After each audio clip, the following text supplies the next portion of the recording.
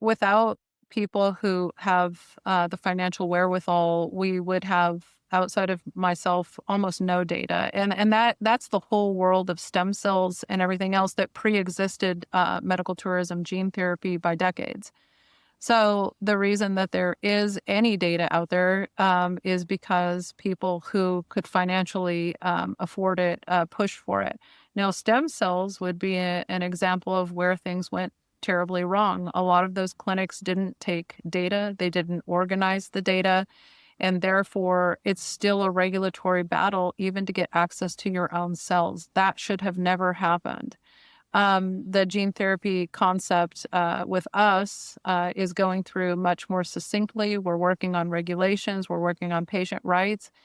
It's not just about making money, it's about making better drugs. And no one's getting rich over here.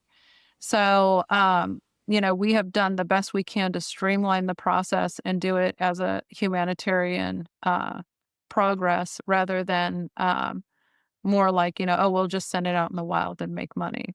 So hopefully what we'll see with this is a better organization of society, better data, and a better push for governments to approve it. Also, what's really great is the US already has 13 approved gene therapies. And so it's not like a auspicious sort of zone. It's not like, oh, we don't know if it works. We know for monogenic disease it works. It's already gone through the proof in the pudding, I think we call it in the United States. Pudding tastes good. It actually works and it gets me full. And that means that we know the technology works and it is regulatory approved. We just have to get it working for much more complex disorders. So I guess, in that sense, we've sort of genetics and gene therapy sort of outstrip the early cell therapies just due to better organization. And now, stem cells are following. Mhm. Yes.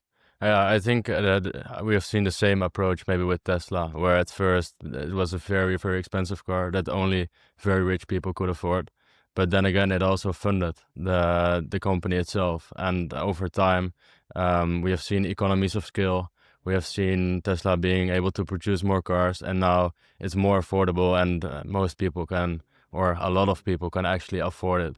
And I think hopefully we will see the same thing happening with in biotech, and I think we have seen the same thing in medicine. So the people that are funding it, especially in the beginning, and maybe the rich people, they are actually benefiting the overall community, I would say.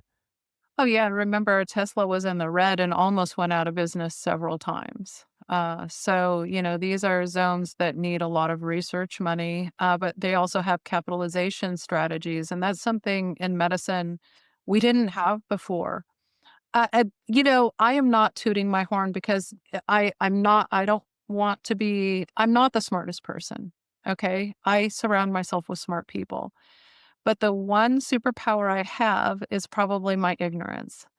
It was just asking simple questions, and I wasn't indoctrinated into the medical system. I wasn't indoctrinated into, hardcore academic research.